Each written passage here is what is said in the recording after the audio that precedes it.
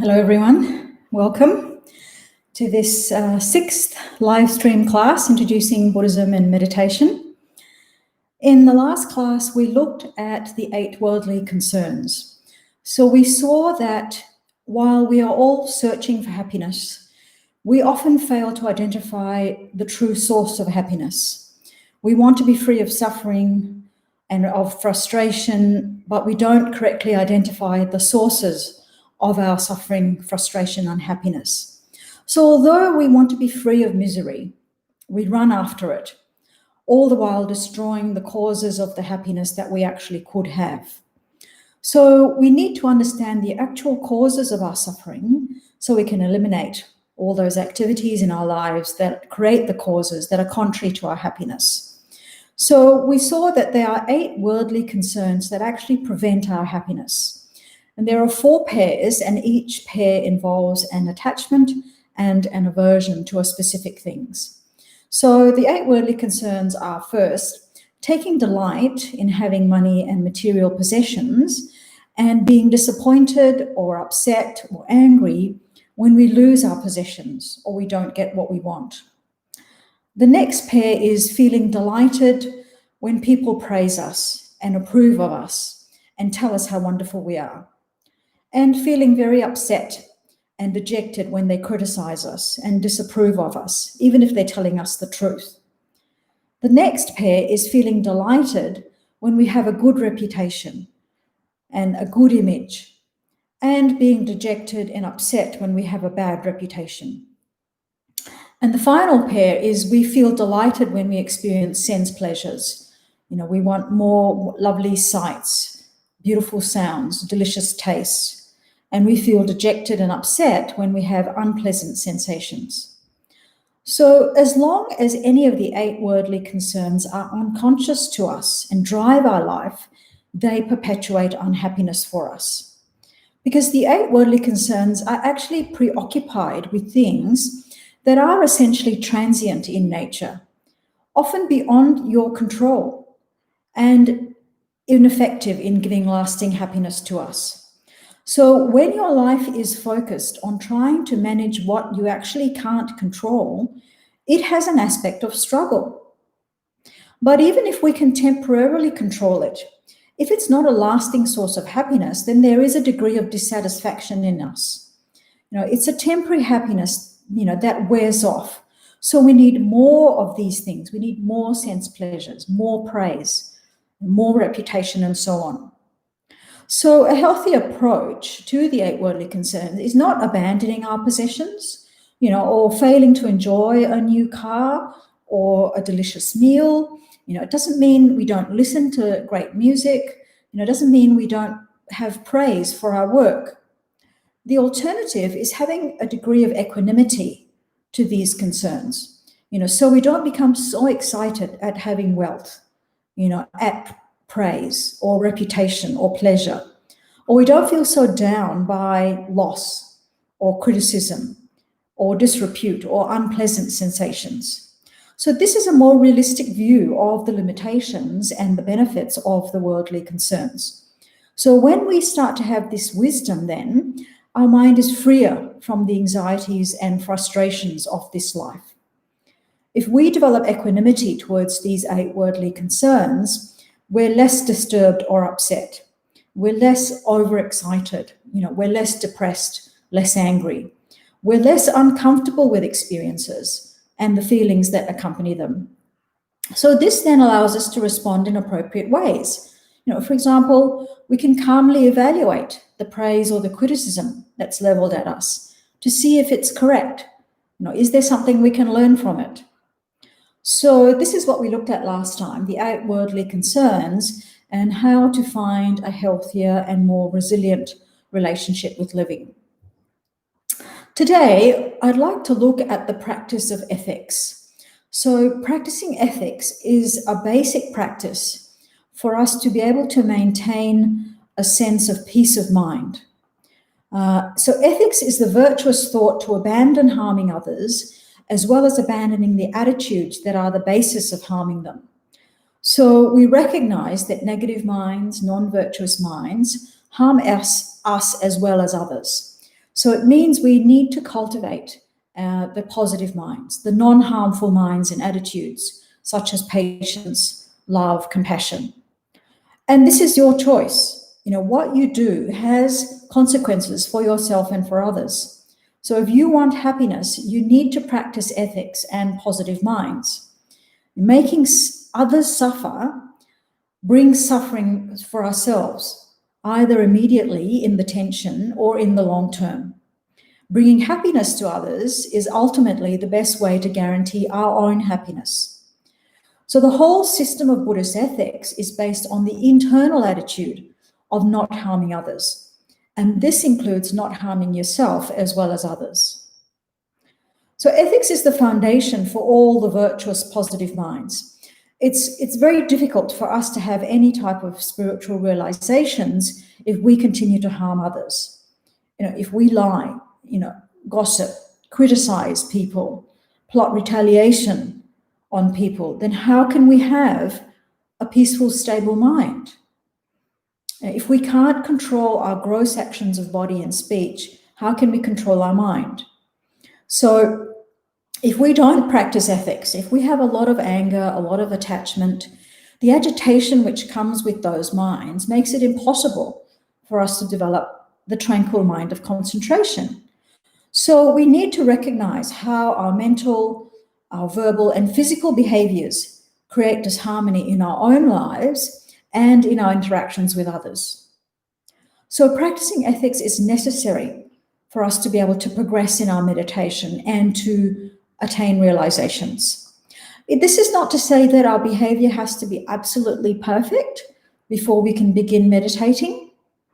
But if we persist in willfully engaging in negative behavior, like stealing or malicious gossip or harsh speech, and not even try to change, not even try to control these things, then our minds will be too agitated to meditate properly. So behaving ethically then changes your relationships with others because you are always acting in a peaceful and non-harmful way.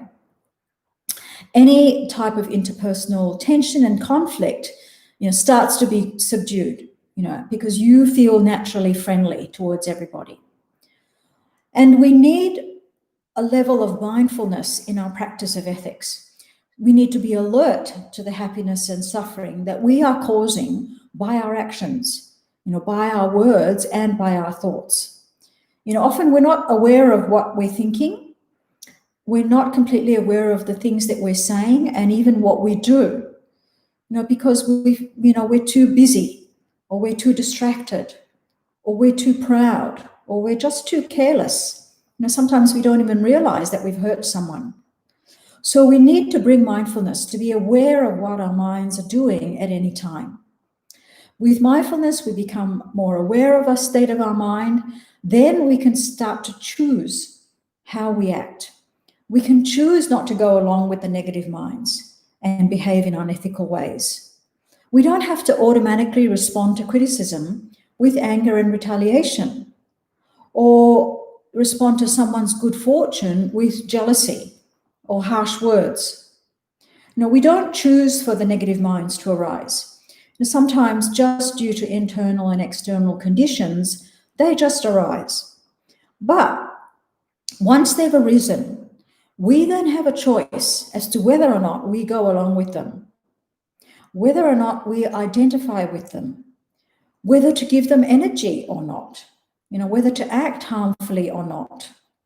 So we can observe the rising of an unwholesome thought and then refuse to go along with it. We're not repressing them. We acknowledge the negative minds that arise, but they are not inherently you or yours. You don't need to identify with them.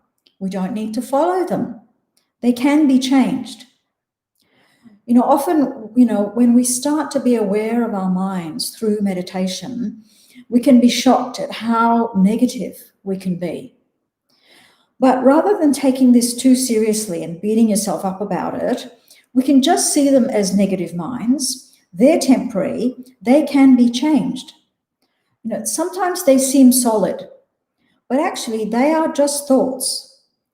You know, for example, a great black cloud in the sky, you know, it seems so solid. You feel you could hold it. But if you were to approach it, there's nothing there to hold on to. It's just vapor. And it's the same with our negative minds. They're not solid, unchanging minds. They're just temporary thoughts. They can be changed, they can be removed. We can let go of them. You know, and there's no need to struggle with our negative minds or to overanalyze them. We just need to recognize that they've arisen, what type of negative mind they are. If we struggle too much with the negative minds, we can actually reinforce them. We give them energy. We identify with them. So the best way of dealing with negative minds is to actually focus on the positive opponent mind. And if we do that, then naturally the negative mind will decrease and eventually disappear. So, for example, the opposite of anger and hatred is patience and loving kindness. The more we cultivate loving kindness, the less space there will be for hatred in our minds. It's not a question of suppressing the hatred, but of turning the mind to something completely opposite to it, you know, which is love and compassion. When people come at us with their own afflicted states of minds, we don't want to make it worse with our own anger and hatred. You know, when someone is harming us, we want to keep our mind clear and calm by practicing patience. Then we can start to do something to help them. If we have attachment and grasping, for example, at that time, we can think of the impermanence of the object of our grasping. This applies to attachment to possessions and people, as well as attachment to our reputation, attachment to praise, attachment to status. The problem with attachment and grasping is we feel the thing or the person is permanent. But once we can see its impermanence, then the grasping naturally reduces. Then if we have conceit or jealousy arising, we can consciously at that time rejoice in the qualities and the good conditions of others, and this will naturally reduce the conceit and the jealousy. If we have doubt and confusion, if we have too much thinking, the opponent to this is to practice single-pointed concentration on the breath. So we need to be patient with ourselves. We can't expect to immediately be rid of all our negative minds. We need consistent practice. We keep trying. Then gradually we'll change how we think and how we respond. You know, we can be more ethical, more positive, more tranquil, more compassionate and wise in the way that we think and the way that we behave. So the basis of our ethics is that we care about the effect of our behavior. We care about not coming under the influence of our delusions. We care about what we do, what we say, and what we think. And we really pay attention to the effects of our actions, you know, of our speech and our thinking. We care about the consequences for ourselves as well as for others. So we take seriously that others have feelings also, and if we act destructively, we will hurt them. And we care about the consequences of our behavior on ourselves now and in the future. So all this creates the basis for our ethical behavior. If we really don't care about hurting others or about our own future, then we won't feel any need to act in an ethical way. So we need mindfulness, we need alertness to hold on to our ethics and to not just give in to our delusions and negative minds. So mindfulness and alertness support our ethics. Now, there are three types of ethics. The first is the ethics of restraint. This is to basically restrain your body, your speech, and your mind from non-virtue. So what we're actually doing here is we're restraining from acting, speaking, and thinking destructively. So it's an attitude of holding ourselves back from acting destructively because we're firmly convinced of the disadvantages of acting destructively and the advantages of not doing so. So, for example, when the urge comes to us to speak harshly to someone, we see that it would be destructive and it would cause a lot of suffering. So the practice of the ethics of restraint is the mental attitude of holding back from acting on this urge to say something harsh to someone. The basic practice of the ethics of restraint is to avoid the 10 non-virtues. So there are 3 non-virtues of body, and these are killing, stealing, and sexual misconduct. There are 4 of non-virtues of speech. These are lying, harsh speech, divisive speech, and gossip. And there are 3 non-virtues of mind, and these are covetousness, malice or ill will, and wrong views. So avoiding these 10 is the essence of ethics. So the essence of avoiding these is not to harm others. We don't like to be hurt. Others also don't like to be harmed. So when we practice ethics, we refrain deliberately from these 10 non-virtues, having understood their problems.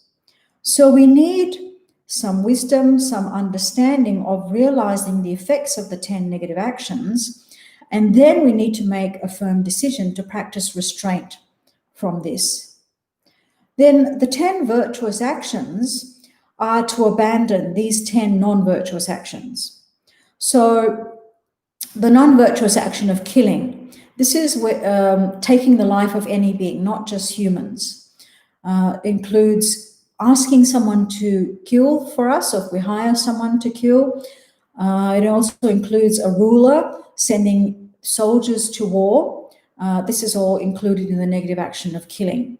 So the virtuous action to refrain from killing or to abandon killing, this means from the thought that killing is improper, we then have a subsequent wish to avoid killing, and this is stronger.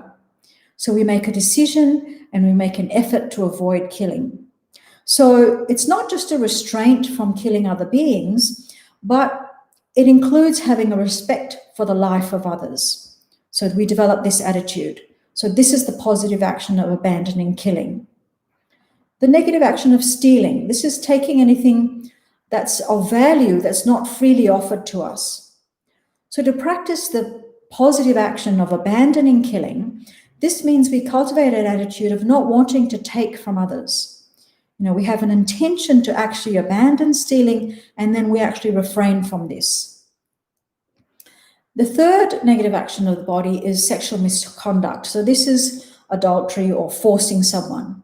So to abandon this, again, means having an intention to abandon it and then actually refraining from this. Then lying is where we mislead others. When we decide to abandon lying, to do this, we make sure to speak honestly, with good motivation, and with a firm intention not to lead other people astray. So when we practice abandoning lying, this in fact makes us truthful. Then divisive speech is where we intend to cause friends to be parted through our speech. When we decide to abandon divisive speech, we then speak in a way which causes friendship, which causes harmony, causes good relationships. When we do this, we naturally support relationships. We're open to seeing other people's point of view. Harsh speech is where we intend to hurt others with our speech. For example, we're rude, or we're critical, or we insult someone with a negative intention. When we decide to practice the virtuous action of abandoning harsh speech, we do this by having gentle speech, pleasing speech, by praising others. So we make our speech more gentle and helpful.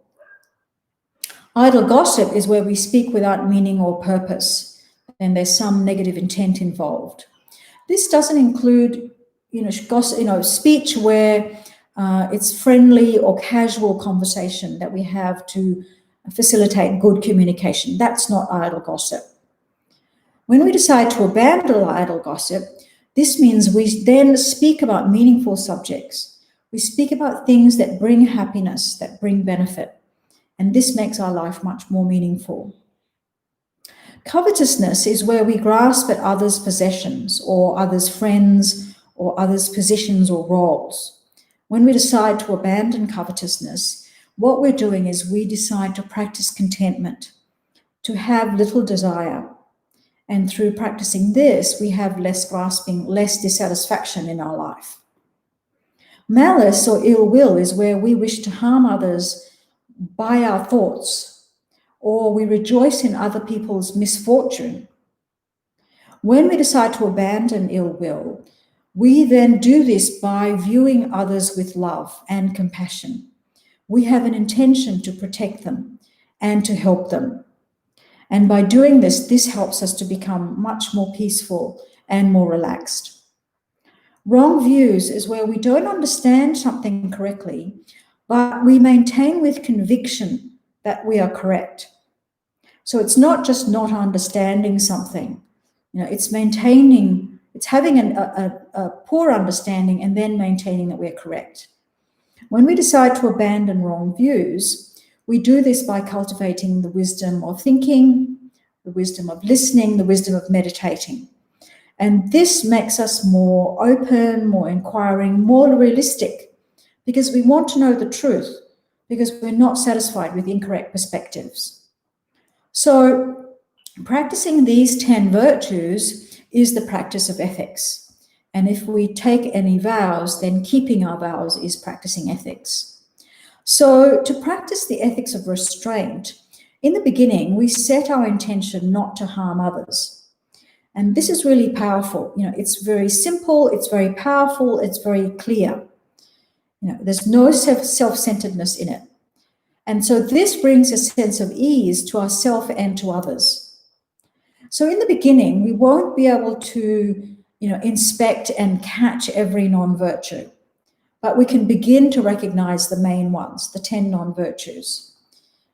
And then as our practice becomes more consistent, more sincere, then we'll become used to checking our minds. What are we doing? Why are we doing this? Becomes a bit easier for us to catch any non-virtue a bit earlier, a bit better. But also, even if we don't catch our non-virtue, our awareness has grown. So we can see that it happened. We did a non-virtuous action. We can see maybe that we didn't mean it. We said that, but we didn't mean it, so we can regret it, we can purify it. So what we then do is we encourage ourselves with the thought, we saw it, but we didn't catch it before it came out, but we'll make more of an effort next time. Also, we want to be very alert and sensitive to what are the situations and the people that trigger these thoughts that come up in our mind. And then we say or do things in a non-virtuous way or in an unskillful way. Then if we feel uneasy, if there's some tension at our heart, then what's happening is we realize we've done something negative, we've done some harm, or we've done something unskillful. So this means we have enough virtue in our minds, we're starting to get a sensitivity to our motivations and to our own behavior. So this feeling of unease at our heart means we have some regret that our actions or our speech have been harmful. So this is a good sign that our awareness is growing. We're understanding what harming others feels like in ourselves. Then we do our best to continue our practice of ethical conduct, particularly the ethics of restraining from harm. Then the second type of ethics is the ethics of gathering virtues. So this is where we engage in the accumulation of virtue, and this ensures that we don't harm others. And this includes all the positive actions like practicing patience, practicing generosity, practicing compassion, concentration, wisdom. Also includes listening, thinking, and meditating on the Buddhist concepts. So that's the ethics of gathering virtues. The third type of ethics is the ethics of benefiting beings. So this is where we actively engage in actions to help others. And then through this, we're naturally restrained from harming. So, for example, helping people who are suffering. So giving aid to those who are suffering physically or mentally. For example, helping old people or sick people, people in poverty, people who are homeless. There are a lot of these opportunities all the time. It doesn't have to be a chronic suffering. People around us, will often have some sort of suffering or another. Particularly in this time of the coronavirus, There's so many ways we can help our family, our friends, or even people in the community, vulnerable people who can't go out. Or we can do things like simple things like keeping in touch with people who are lonely. So we want our mind to be attuned to this. We want to watch out for this. We want to be aware of how we can be of help to someone who is experiencing some kind of suffering. It also includes protecting people in danger. For example, nursing sick people, giving people medicine, protecting someone from harm. In these times, it means being careful ourselves so we don't get the coronavirus, and being careful not to put anybody else in danger in case we may have the virus, but we don't know it. So also protecting beings whose life is in danger includes protecting animals. During the bushfires, we saw so many people went out to help rescue the animals, like the koalas, help to treat their burns, help to look after them. Or we can even do small things like putting insects out of harm's way. So these are all included in the ethics of benefiting beings. So ethics is about how we live, how we relate to others, what we do at home with our partners, our families, what we do at work. And ethics is really the foundation for us being able to meditate. If we want to have a mind that's really still and clear, that can actually see deeply into its own nature, the foundation is to have ethics. So the practice of ethics, in essence, it's not harming others. And if possible, we help them. So in the beginning, our practice starts more externally, what we do and say. So we're restraining from gross negative actions with the ethics of restraint. So we're not killing, we're not stealing, we're not lying, we're not speaking harshly, and so on. But then it becomes more subtle as we work more with the attitudes behind our negative actions. So it becomes a practice of being more aware of our mind, our attitude towards others. So this leads to us relating to them better, because we're thinking all the time, how not to harm others. So for example, if we take abandoning harsh speech, so we're not speaking harshly, this includes the attitudes that go with that. The attitude behind this is we don't want to harm others with our speech. Now, this doesn't mean that we can't say things that people don't like. Sometimes when someone's doing something that's harming others, we need to say something to stop them. Or, for example, at work, sometimes we need to say difficult things to people. But thinking to abandon harsh speech means it stops us from acting from bad intent. It makes us check our motivation, makes us use our wisdom and our kindness. It includes other types of actions that are not necessarily gross negative actions, but can arise from attitudes which are not really positive. It can include saying things that are more subtle, but make people feel bad or make people feel dominated. So ethics is to catch the attitudes behind those types of actions. If we remember that ethics is based on not harming others, this includes not harming people's feelings. Then a further practice of ethics is if we're thinking, if possible, how can I help this person? Is there some suffering here that I can help with? Or is there some danger here? Or some lack of resources, or some misunderstanding that I can help with? And then we're keeping in mind, how can I gather positive actions? So our practice of ethics then becomes a continuous checking of our mind, as well as of our actions and our speech.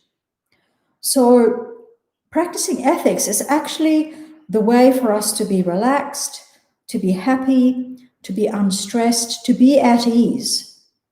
Because when we're ethical, we have no guilt, we have no regret, we have no problems with our conscience, we have nothing to hide. Our physical actions don't give harm, our speech is gentle and considerate, our thoughts are not bound by malice. And people are attracted to this.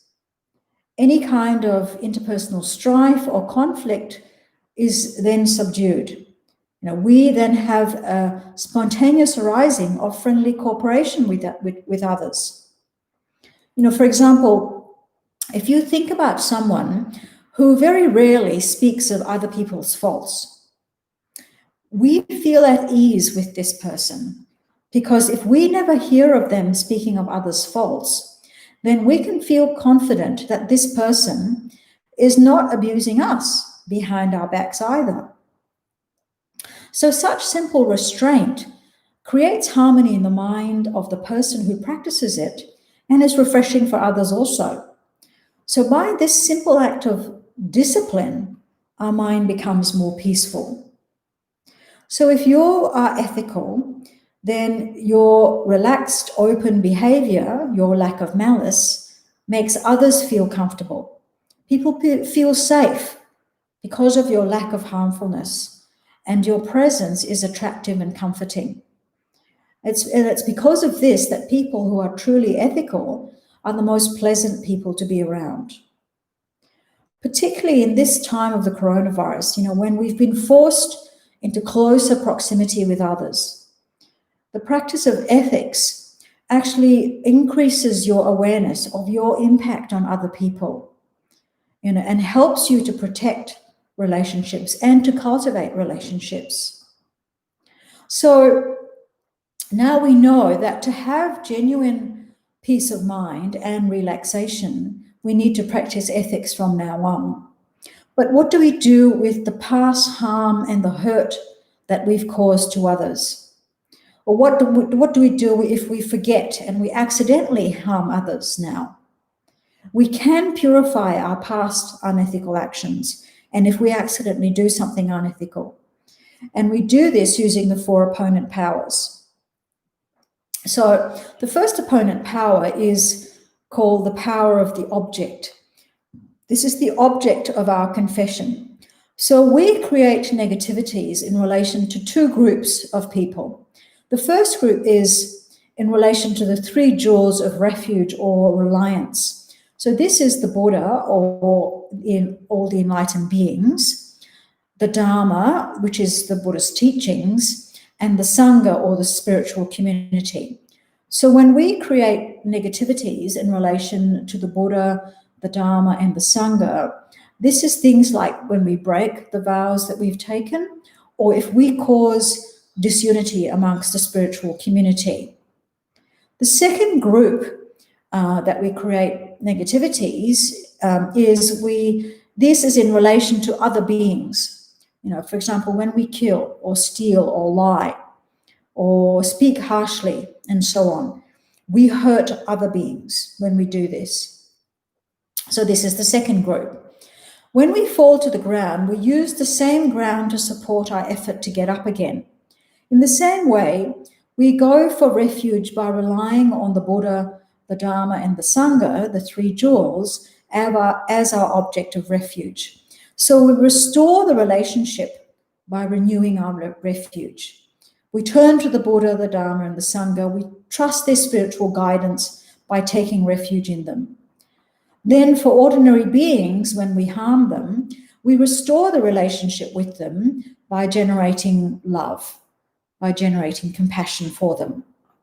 So the power of the object is to take refuge or reliance in the Buddha, in his teachings and the spiritual community, and to generate love and compassion for all beings. The second opponent power is the power of regret.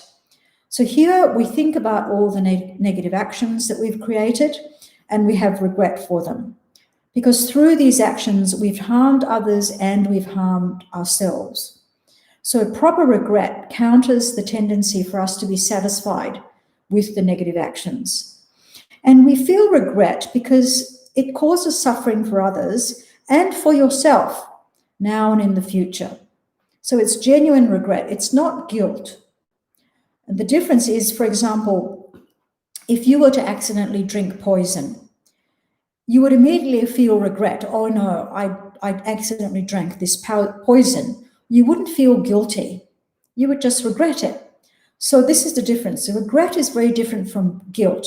Regret is a wisdom mind that's able to look and assess things. I did something that hurt someone and I regret it. Guilt is different because you beat yourself up. I did that, I'm so bad. Regret is I made a mistake, I'm sorry about it, I want to purify it. So here we reflect on our negative mind. So we look honestly at our lives and we regret our mistakes. We can do a life review, think of the things, the harm that we've done, regret them and purify them. Also, we can review each day. At the end of the day, reflect on any negative things we might have done or said or thought, have regret for them and purify them.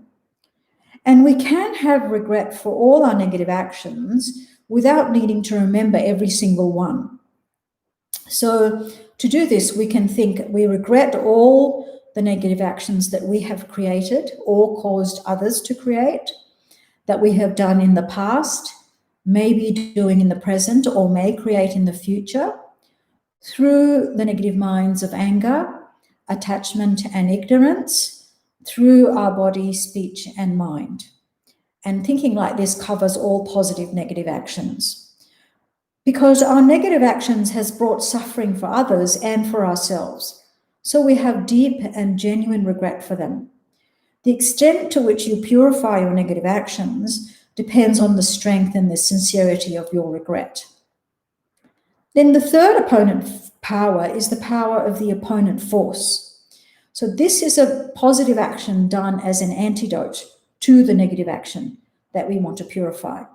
So it can be any positive action done with sincere regret for the negativity. So we can meditate on compassion, or we can read a Dharma book, or we can practice generosity or some other positive action. So the power of the opponent force is actually how we destroy the negative action and the habit energy of that negative action. So it can be any positive action performed with a sincere regret for the negativity. Then the fourth opponent power is the power of commitment. So for this, we make a commitment and a determination not to do the negativity again. So when we've done something harmful, it's not a case of, oh, I regret it, but then we go out and do it again. We want to develop some sort of restraint in the future, and some determination not to repeat the negative action. So we make a commitment for a period of time that we feel we can maintain that commitment. Then it's most effective if at the end of the purification, going through the four opponent powers, you then hold the feeling strongly that all your negativities have been completely eliminated. That makes it very effective. Now, the four opponent powers doesn't give us license to engage in negativity, thinking we can just purify it later. It's much better to have avoided negative action, because even though we can purify negative actions, any negative action that you do actually causes you to take longer in attaining realizations. And for example, it's like if you were to break a leg and then you spend all that time healing it, compared to not breaking a leg in the first place. So we want to build this purification using the four opponent powers into our meditation practice each day. Okay, so we'll do the meditation now. And today, first we'll do some breathing meditation to help us to cultivate our mindfulness and awareness, because we need to have good mindfulness and awareness to be able to practice ethics. Then we'll do a meditation on the four opponent powers to purify our previous harmful actions. So sit in the meditation position then. So whether you're sitting on a chair or cross-legged, the main thing is to keep your back straight, your spine upright. Your mouth is closed, jaw relaxed.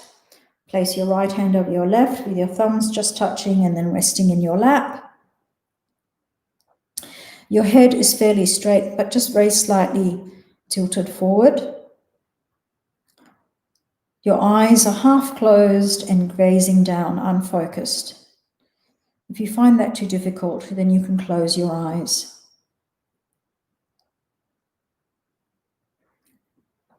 We generate a positive motivation for our meditation.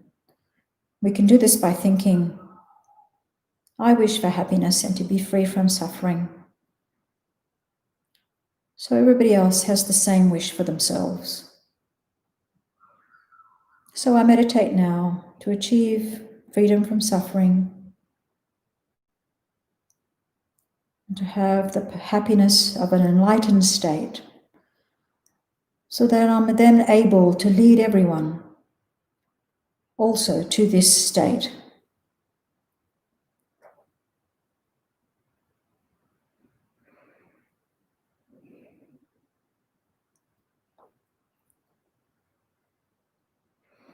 So we begin with placing our attention on the breath, breathing naturally. Don't force your breath in any way, and place your attention on the process of breathing.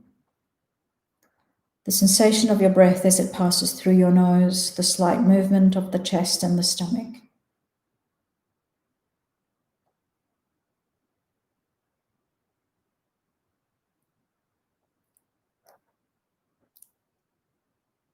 So bring your attention inwards. Let go of all other sights, sounds, sensations. Let go of all your worries, your problems.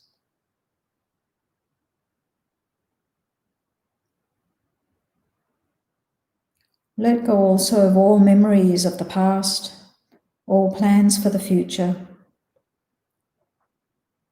Just for the moment, let them all go and focus only on the breath.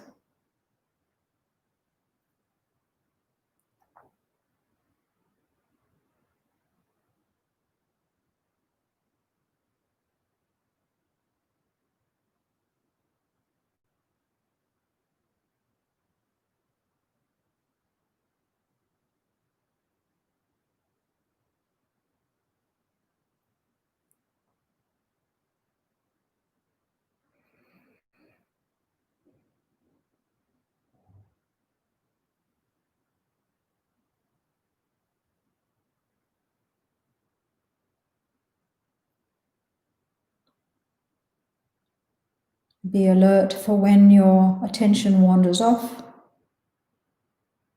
and you lose your concentration on the breath. Be aware that your attention has wandered. See where it has gone to. Gently let it go and come back again to the breath.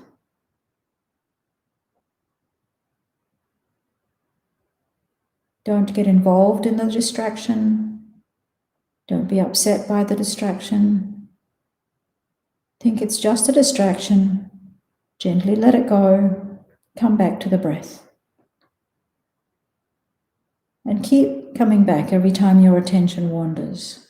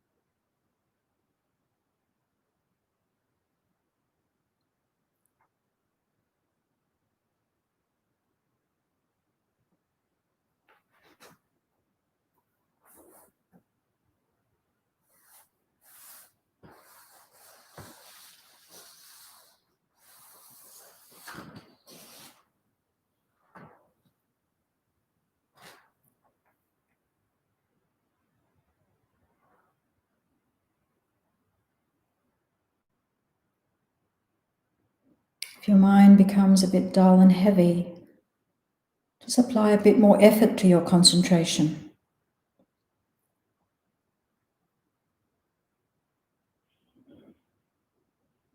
Make your mind a bit lighter.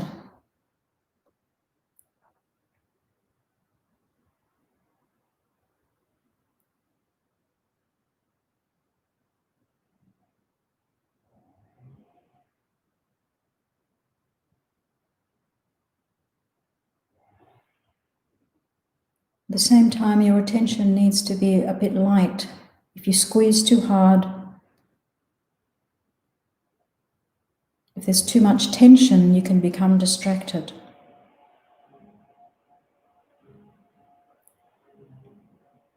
So your concentration needs to be midway, clear, vivid, and strong, but relaxed and open.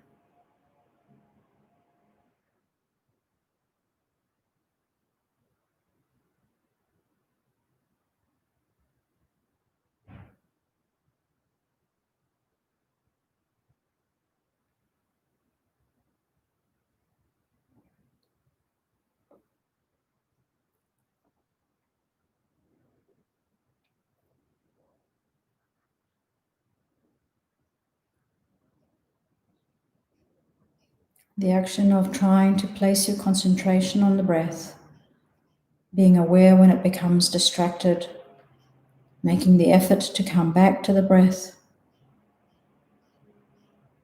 This is increasing your mindfulness, your awareness.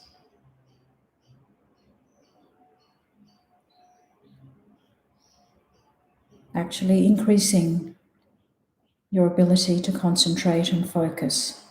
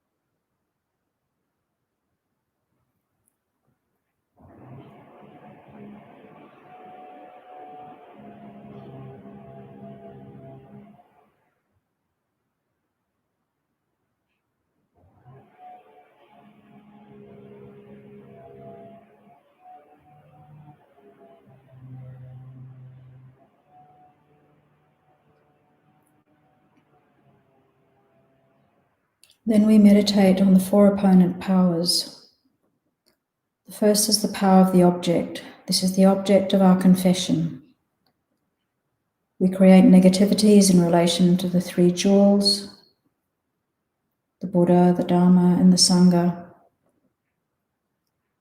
For example, when we break our vows, or if we cause any disunity in the spiritual community.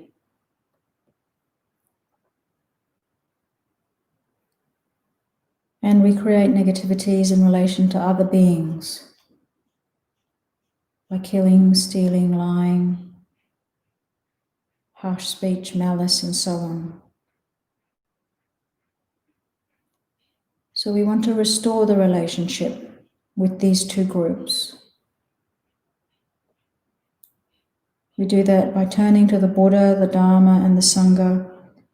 We trust their spiritual guidance by taking refuge or reliance on them.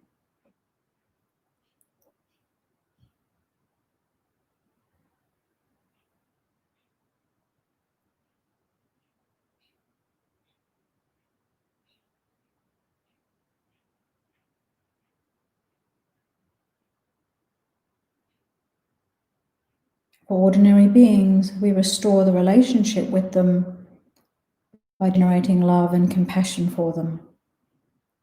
Love is the wish for all beings to have happiness. Compassion is the wish for all beings to be free of suffering. We generate this thought.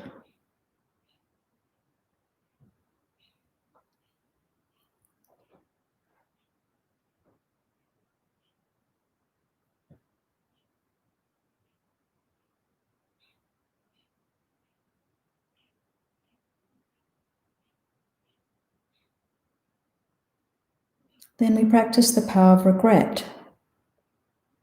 Here we reflect on the negative actions we might have created. So we can reflect on any negative action we might have created recently Or we can reflect on a particularly strong negative action we might have done in the past. Or we can reflect on a habit of negative action that we might have.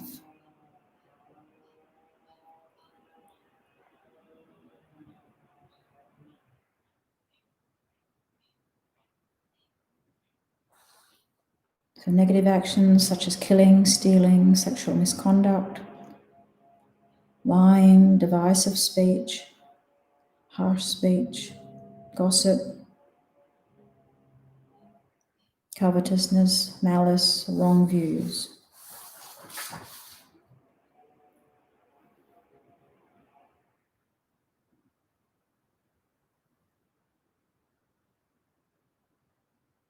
Then we can reflect on and regret all the negative actions that we've created.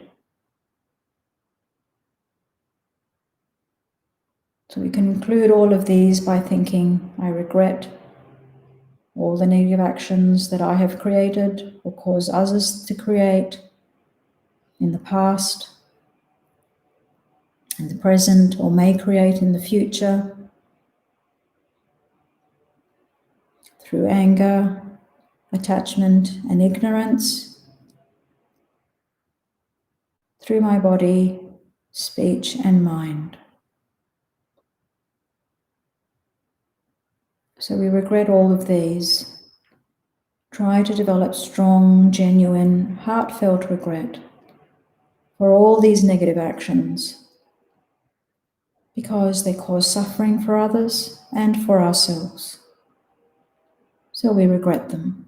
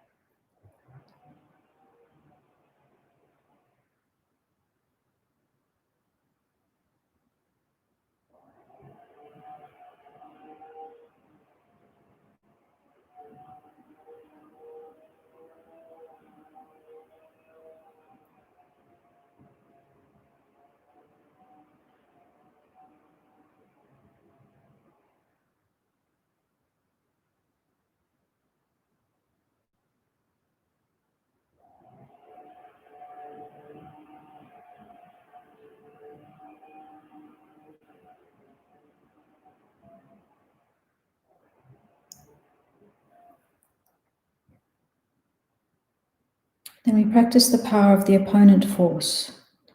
This is a virtuous action done as an antidote to the negative actions.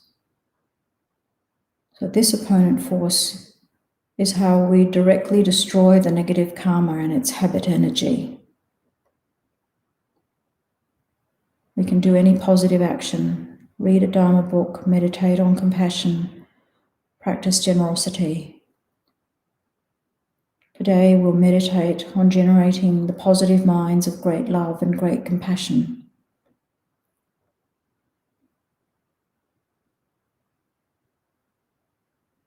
Then we do practice the power of commitment. So we make a strong commitment not to create negativity for a certain period of time.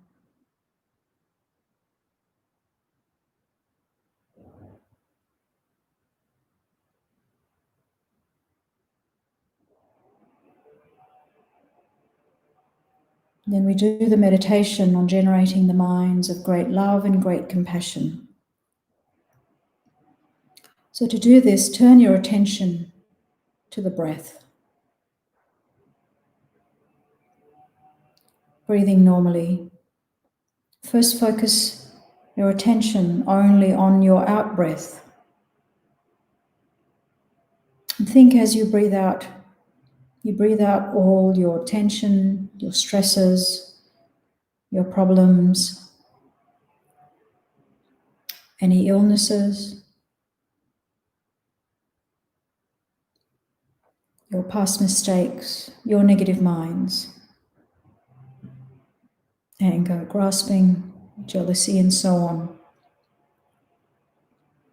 Breathe all these out in the form of black light, which then naturally disappears into space.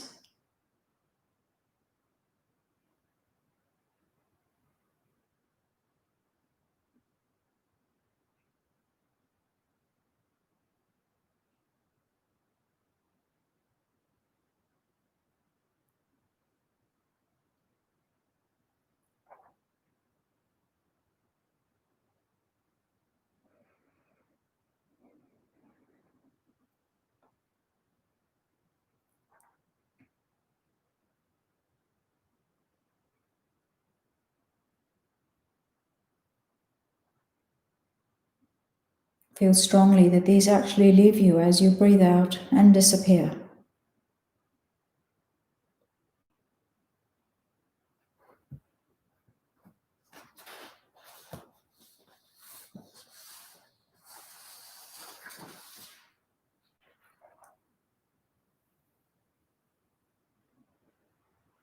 Then focus on your in-breath and think as you breathe in brilliant white light, which completely fills you with all positive qualities.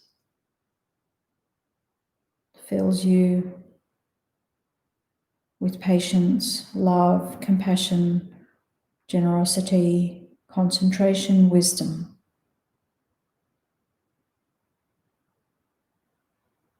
Breathe in good health.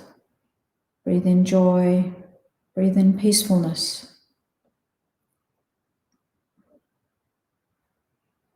Breathe all these in the form of brilliant white light.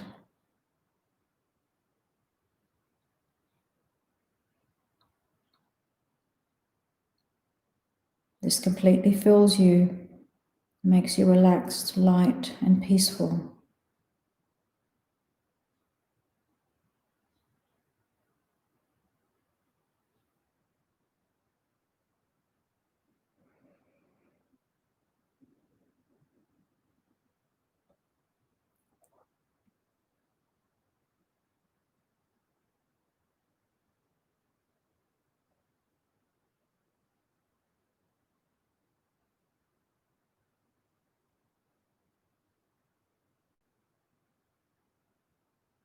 Your body now is white light natured.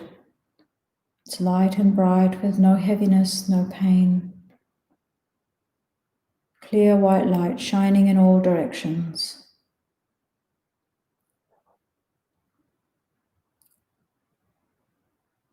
And see this light extending out from your body and going out to touch everyone, starting with people around you. As it touches them, it removes all their pain, their suffering, their disease, their negative minds.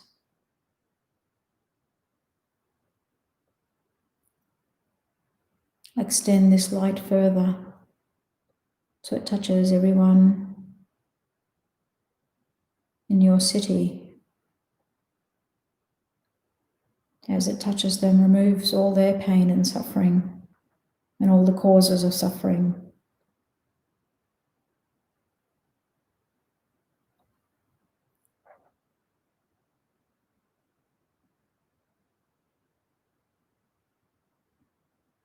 Extend this light further to touch everyone in your state, removing their suffering, extending further to touch everyone in this country.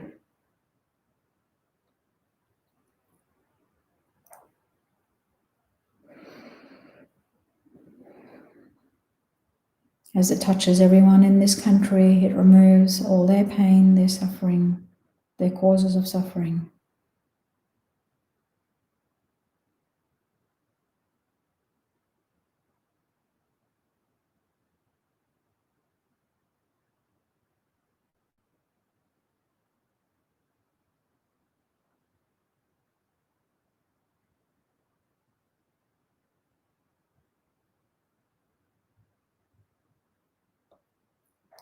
This light extends further to touch everyone in this world.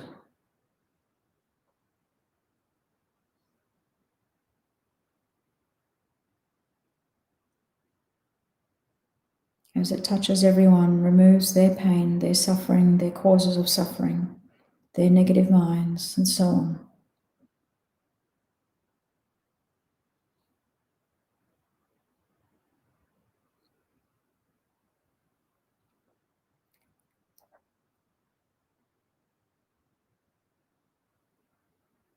This light extends further to touch everyone in other planets, other universes, beings in other realms, like touching all the animals, spirits, and so on.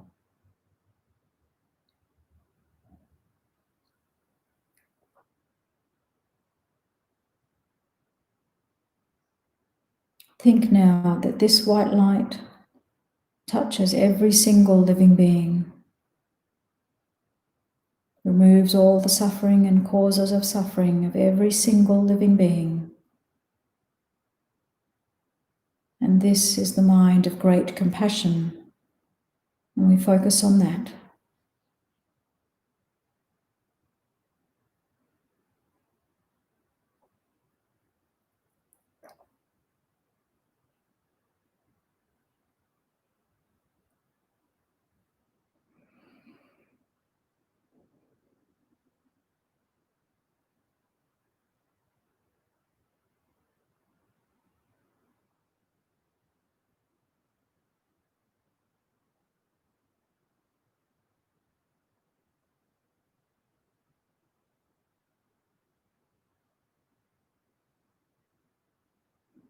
We extend this light further again, touching everybody. This time the light brings all happiness, all causes of happiness to everyone. Brings peace, tranquility, all the positive minds, patience, generosity, concentration, wisdom. Touches every single living being, bringing every single living being all happiness and all causes of happiness. This is the mind of great love, and we focus on that.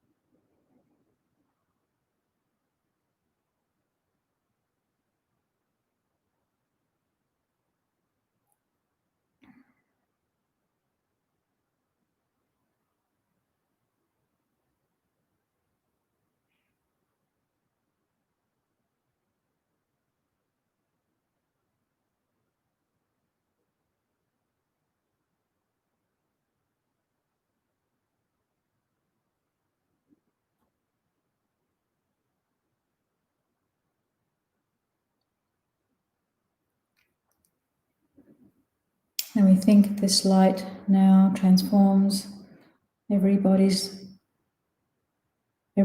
body into light nature bodies, clear, light, and bright, and shining in all directions.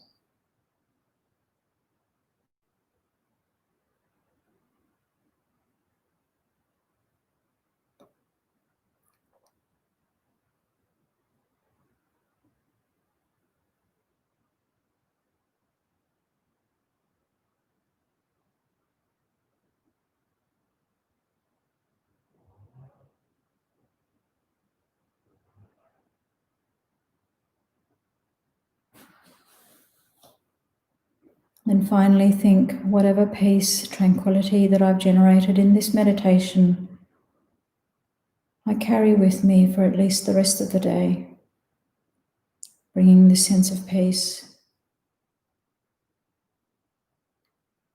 to everyone I meet, every situation that I encounter.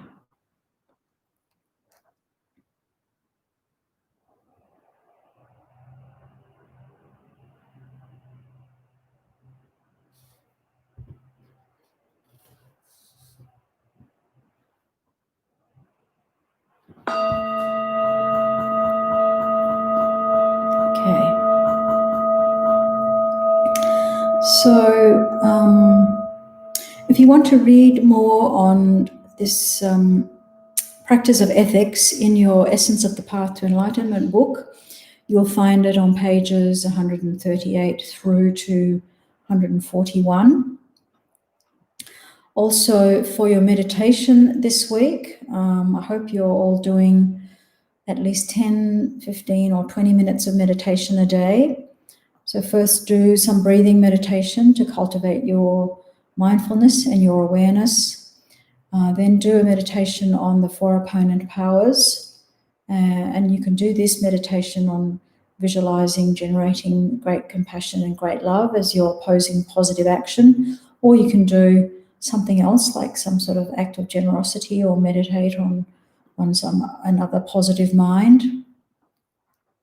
With the four opponent powers, it's useful to actually do them every day to purify any hurtful or harmful actions that you've done that day, or the previous day. Now, that way you deal with any negativities that you might have created straight away. You've purified them straight away. So it's good to make a habit of doing the four opponent powers each day. And you can do them at the beginning of your meditation session. Then your meditation session is the power of the opponent. So, you just build it into your daily meditation. You're going to meditate anyway. You just include the four opponent powers at the beginning of your meditation. Also, if you feel you've done some strong harmful action in the past, you can do the four opponent powers a few times, particularly to purify that action, that specific action. Then once you've done it a few times, it's good then, and you've practiced had strong regret, you've practiced a strong positive opponent, it's good to feel then, okay, I've purified it, let it go. Don't continue to feel bad about it. If you've done some purification over a number of times, eventually feel, okay, I've purified it, I'll let it go. That's it. You've regretted it, you've purified it, then you can let it go. Also, if you can this week in your day-to-day life, consciously keep in mind the practice of ethics. Be careful of not to harm others with your actions, with your speech, and in your mind. And if possible, try to be alert to anybody who may need your help, where you can help them, and then to act on it. So then take a note of how this makes you feel. When you're thinking about not harming others, when you're thinking about how can I help others, how does this make you feel? Does it make you feel happier? Does it make you feel more peaceful, more relaxed? Check out how this makes you feel. Okay, so next week is the Queen's birthday long weekend, so we won't have a Sunday class that weekend. So we'll skip a week, and we'll be back again on Sunday, the 14th of June. Okay, do you have any questions about what we've covered today or anything else?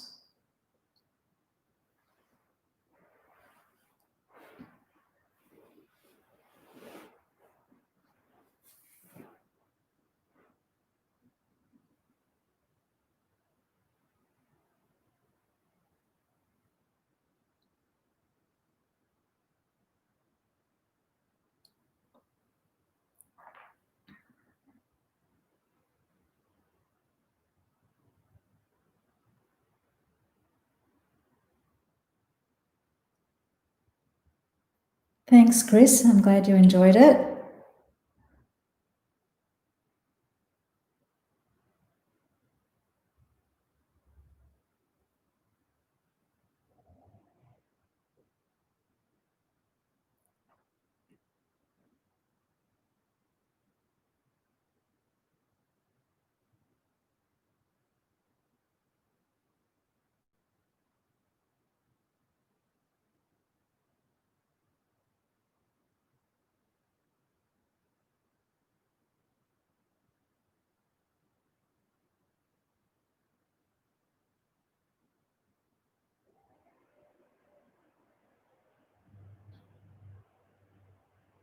Thanks, Anna.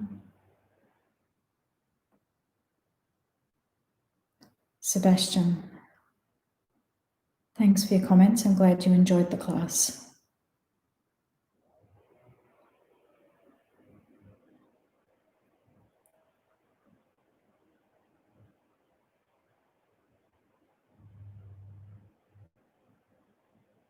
Nicola and Pamela, nice to hear from you.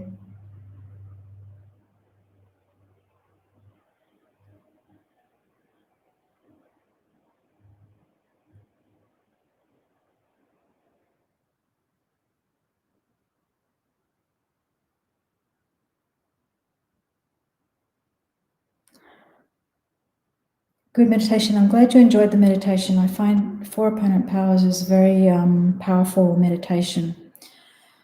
When we're likely to be live again?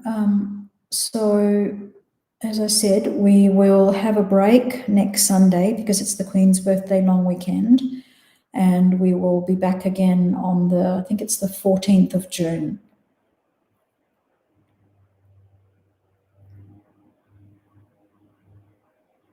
I hope that answers your question, Mark.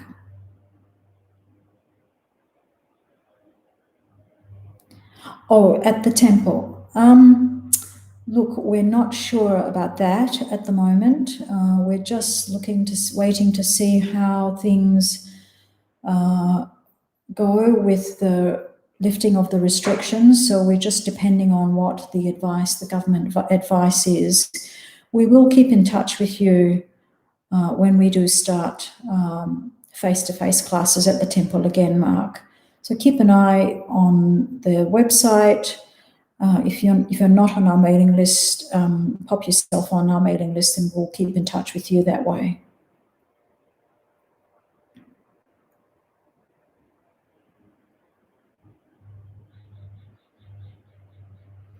Okay, so yes, we've got 2 more classes in this series and there's a new series in mid-July. Whether that's an actual face-to-face class in the temple, we'll have to see what the instructions are come July.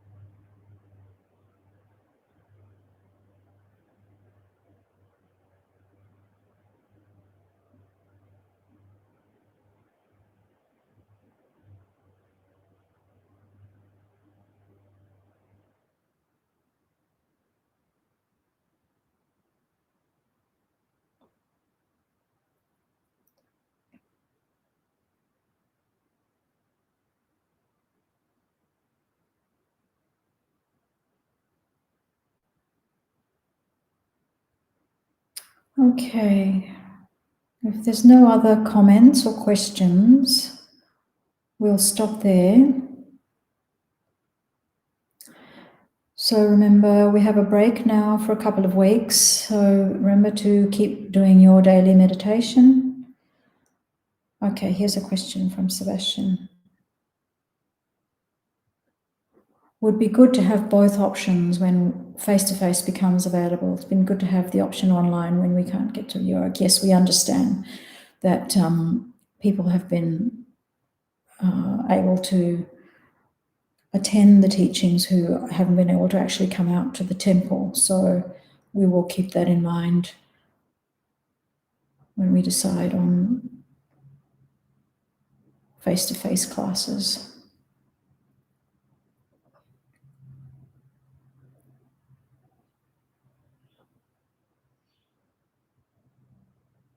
Okay, everyone, take care for the next couple of weeks and remember to do your meditation. We'll leave this running for a bit more for those who need to have a bit of time with the buffering. Thanks, everyone, for your attention. Take care. See you in a couple of weeks.